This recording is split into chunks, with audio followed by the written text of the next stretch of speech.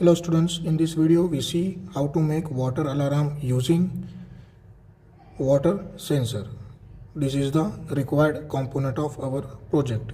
Breadboard, jumper wire, water sensor, buzzer, battery cap, battery and water. First of all, see water sensor. Water sensor has 3 pins. One pin, first pin is signal pin, the middle pin is VCC positive pin and the third pin is ground pin. Simply connect this pin with jumper wire. Connect red wire to positive supply, the orange wire to signal pin and the black wire for negative supply. After this connection, connect this sensor with breadboard. The positive terminal of sensor connect to the positive rail of breadboard and negative terminal is connected to the negative rail of breadboard.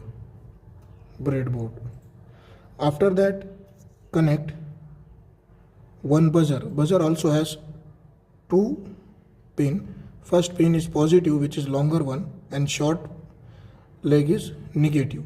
Connect this on breadboard.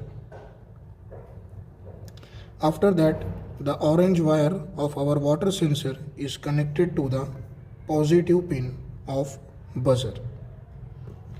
And after that, connect buzzer negative pin with the negative rail of breadboard.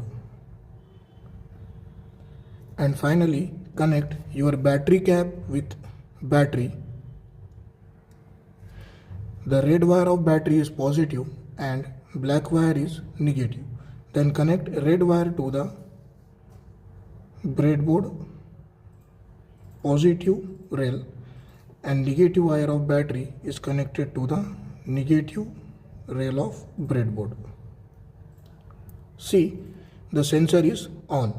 When you put your sensor in the water, it starts beeping.